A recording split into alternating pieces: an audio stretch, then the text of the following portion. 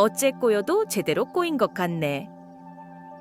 소배합의 부하들은 너무 쉽게 전략을 변경하는 소배합을 보면서 한숨만 나올 뿐이었습니다. 귀주는 우리에게 사지와도 다름없다면서 절대 귀주로는 가지 않을 거라고 말한 지 불과 하루도 지나지 않아 전략을 변경하고 귀주를 지나 개경으로 간다고 말할 때는 소배합이 기억상실증에라도 걸린 게 아닌가 싶었죠. 총사령관인 소배합이 예측이 맞는 게 거의 없어 과연 소배합을 따르는 게 맞는가 의심이 들었고, 이러다가 거란군 정훈이 고향으로 돌아가지 못하고 고려해서 죽음을 맞는 건 아닌가 두려워졌죠. 게다가 강감찬을 지나치게 이식하는 것도 오히려 소배합이 판단을 흐리게 만들어 잘못된 방향으로 군을 이끄는 것 같아 불안한 매움이 들었습니다. 게다가 소배합에게는 상당히 큰 약점이 있었죠. 부하들은 그 약점 때문에 소배합이 지금 고려와의 전쟁에서 고전을 면치 못한다며 소배합의 능력을 재평가하기 시작했어요. 우리 도통께서는 많은 전공을 세웠지만 실상은 독자적으로 원정군을 지휘해 본 경험이 단 한 번도 없지 않나요? 지금까지 총사령관 밑에서 선봉장으로 활약하거나 혹은 바레인 부대 등의 단위, 부대 지휘관으로만 활약해 온 게 다이시니 말일세. 한 부하의 말에 다른 부하가 맞장구를 칩니다. 따지고 보면 그렇지. 지난 고려와의 2차 전쟁에서조차 도통으로 활약할 시기는 했지만 사실 황제 폐하의 친정으로 총지휘관이기보다는 예하 부대 지휘관 역할에만 머무신 거였지. 다들 고기를 끄덕이는 분위기가 된 순간 천막밖에 인기척이 들렸고, 한보하는 혹여라도 천막밖에 누군가가 자기들의 말을 엿들었을까 싶어 겁이나 움막 밖으로 슬쩍 나가 살폈어요. 다행히 바람소리인 것을 확인하고는 말하길, 지금 우리의 생각을 도통히 절대 알아선 안 되네. 그럼 우리 모두 죽은 목숨일 걸세. 라면서 한숨을 돌리는 순간 바람소리인 줄 알았던 것이 실은 바람이 아니라 야율팔가인 것을 알고 쏘스라치게 놀랐죠. 소배합의 오른팔인 야율팔가는 천막으로 들어와 천둥이 치듯 호통을 쳤어요. 야율팔가는 군대를 감독하는 도감으로서 대내에서 그 지위가 상당히 높았고, 이렇게 높은 자리에 임명될 수 있던 건 어렸을 때부터 천재라는 소리를 듣는 상당한 인재였기 때문이었는데요. 오원부 출신인 야율팔가는 어렸을 때부터 비상한 머리를 가졌다는 평을 받을 정도로 총명의 책을 한 번만 읽으면 다 외워버릴 정도로 상당히 머리가 좋았다고 합니다. 그렇기 때문에 노장인 소배합은 야율팔가를 곁에 두고 그의 총명함을 어여삐 여기면서 그의 의견에 귀를 기울이는 경우가 많았습니다. 다만 야율팔가 또한 문관으로서는 천재였지만 군대를 지휘해본 경험이 없었고, 군에 참여해본 경험이라고는 송태종의 응해북벌에 대응하기 위하여 소태후와 야율용서가 군대를 이끌고 출전하자 여기에 한번 동참했던 것이 다였던 장수였어요. 결과론적으로 야율팔가는 천재였고 소배합 또한 전장 경험이 많기는 했지만 둘 다 군대를 이끌어 본 적이 없던 사람들로서 갑자기 이렇게 큰 군대를 이끌게 되었으니 하는 것마다 실수투성이일 것은 분명했습니다. 거란의 소배 앞 옆에 야율팔가가 있었다면 고려의 강감찬 옆에는 김종현이 있었습니다. 소배합과 야율팔가가 이끄는 군대의 분위기가 침울하고 사기가 저하되었다면 강감찬이 이끄는 고려 군대는 군사들의 사기가 하늘을 찌를 듯했습니다. 상원수와 부원수가 시키지 않아도 늦은 밤 잠을 자야 할 시간 자지도 않고 스스로 알아서 무뎌진 창끝을 갈며 전의를 불태울 정도로 사기가 충만했죠. 창끝을 다듬는 모습을 보며 다가온 강감찬이 걸란공과 싸워본 적이 있냐고 묻자 한 군사가 스스럼없이 대답합니다. 네, 싸워본 적이 있습니다. 싸워볼만 하던 뒤유 처음에는 소문만 듣고 벌벌 떨었지만 막상 붙어보니 해볼만 했습니다. 그러자 홍주에서 온 군사가 말레올 덧붙이길, 이제 거란 놈대울이 우리 고려군을 두려워할 겁니다. 아무리 두드려도 무너지지 않으니까요 라고 답하며 자신이 가슴을 두드려 보았어요. 아마 우리더러 지독한 놈들이라 할 겁니다. 라는 그의 말에 모두 미소 지었죠. 그러자 강감찬이 힘찬 목소리로 답합니다. 우리가 이번에는 거란을 전멸시킬 걸세. 나와 자네들이 이 전쟁을 끝낼 것이네. 고려의 검차와 중갑기병들이 적을 압살할 것이네. 라면서 망치를 들어 모루 위에 놓여진 소회를 아주 힘차게 두들기기 시작했습니다. 그때 거란군이 쳐들어왔던 급보가 들어오고 강감찬은 강민청과 김종현 등의 부하들에게 전쟁을 준비하라고 일렀어요.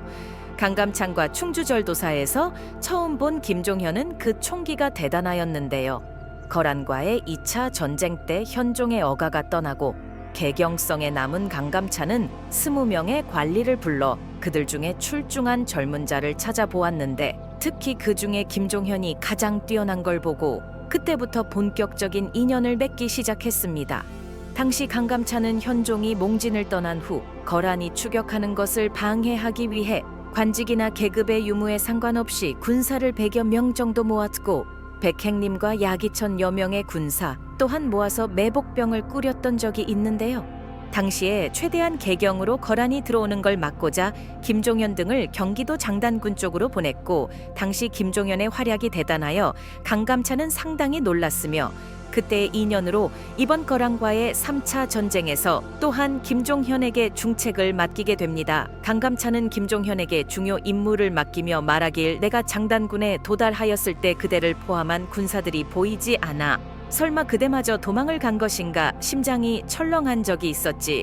하지만 김종현 그대는 내 예상을 깨고 나무가 심어진 언냇가에 9명의 기병들과 매복한 채 우리를 향해 활을 겨누었어. 그때 난 자네와 군사들이 거란군인 줄 알고 오늘이 내 제삿날이다 싶었다네. 내가 너무나 황당하여 자네에게 속에 숨을 곳도 많은데 왜 하필 여기에 매복을 하고 있냐고 묻자 자네가 대답했지.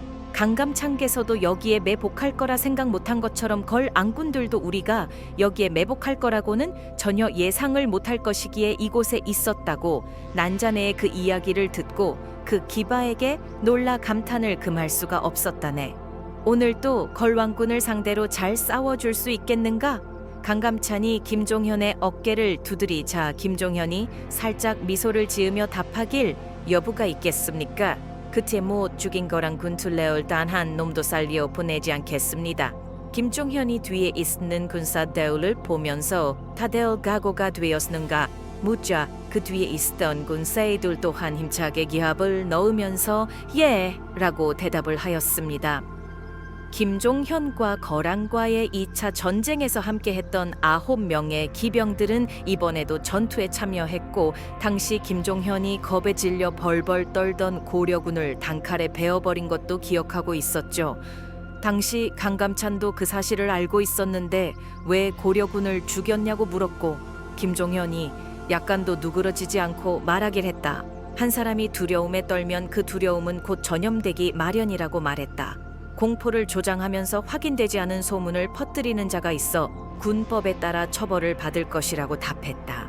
처음에는 혼을 내려던 강감찬도 군법보다 중요한 것은 없다며 김종현의 선택을 존중해 주었고 후에 거란과의 전쟁을 또 벌이게 된다면 김종현을 중요한 직책에 적합하다고 생각했다고 말했다. 그리고 얼마 후 거란이 고려 현종에게 친서를 오지 않는다고 트집을 잡고 강동 6주를 반환하라고 엉뚱한 요구를 하며 약 10만의 대군을 이끌고 침입했고 강감찬은 늘 생각하고 있던 훌륭한 장수인 김종현을 전쟁터에 데리고 갔다. 놀랍게도 김종현은 거란과의 2차 전쟁에서 별칭을 얻었는데 이번 3차 전쟁에서도 우연인지 필연인지 전쟁의 승패를 좌우하는 중요한 역할을 하면서 진정 하늘이 내린 장수인가 싶었다. 김종현에게 이러한 별칭이 붙은 이유는 다음과 같다. 2차 전쟁에서 교란군이 기세에 밀려 군사들의 사기가 저하도에는 것을 본 김종현이 뜬금없이 걸왕군도 볼 수 있을 만한 높은 바위에 올라가자 강감찬은 이를 보며 놀랐는데 그때 바람이 불기 시작하고 김종현도 두 팔을 벌려 바람을 맞았다. 이때 눈까지 내리기 시작하며 가막산에서 불어나오는 바람과 눈보라가 산 아래 걸왕군을 정면으로 때려서 결국 걸왕군이 물레어갔다. 강감찬은 이후 김종현에게 그날 가막산에서 바위 위에 왜 올라갔는지 물었다. 김종현은 그대가 바위에 올라가자마자 때마침 바람과 눈보라가 치고 거란군이 물러가는 것을 보았다. 그래서 군사들이 제 말을 잘 듣지 않는 것 같아 그냥 높은 곳에 올라가 보았다 라고 대답했다. 강감찬은 그의 답변을 듣고 그럼 그대는 바람을 부르는 자인가 보군 이라고 농담하며 지나갔다. 이렇게 우연히 겹쳐왔던 1, 2, 2후 3차 전쟁에서 다시 발생하고 있기였으 고려 이 대승을 이끌면서 강감찬은 다시 한번 깜짝 놀랐다. 과거 전쟁에 참여한 장수들에게는 날씨를 고려하여 전투 전략을 세우는 것이 중요했는데 김종현은 이러한 능력이 타고난 것은 아닐까 생각되는 정도로 고려와 거란의 전쟁에서 기상 변화가 주요하게 일어나는 장소에 항상 김종현이 위치했다. 여러 차례 우연히 겹쳤던 일로 인해 강감찬은 김종현을 진정한 바람을 부르는 자로 생각했고 그의 능력을 인정했다. 고려의 문신으로서 귀주대첩 당시 병마판관의 지휘에서 전쟁의 승리를 이끌었던 장수 김종현은 소배합을 패하게 만든 결정적인 장수 중 하나였다.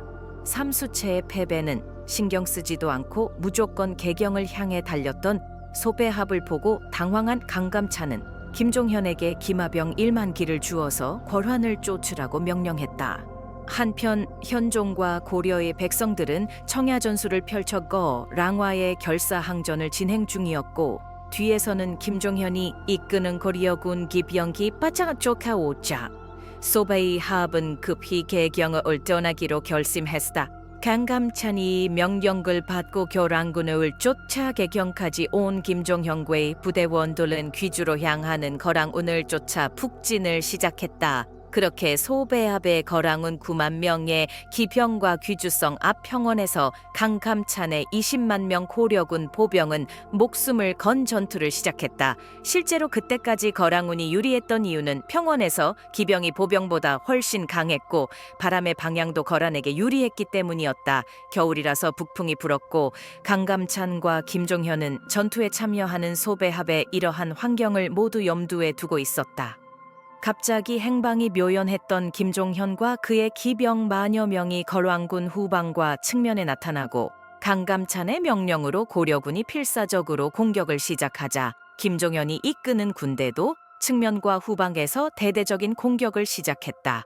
바람의 아들 김종현이 도착한 순간 우연히도 바람이 방향이 반대로 바뀌면서 고려군에게 유리한 상황이 되었고 이후 압도적인 승리를 거두었다. 귀주대첩에서 활약한 강민청은 많은 기록을 남겼지만 김종현과 같은 장수들의 기록은 거의 없다. 그러나 김종현의 활약과 일화는 역사 기록에 상당 부분 남아있다. 김종현, 강민청, 조원 등의 장수들의 뛰어난 활약을 볼 수 있는 고려거란 전쟁의 남은 회차가 정말 기대된다. 오늘 영상이 재밌었다면 구독과 좋아요를 부탁드립니다.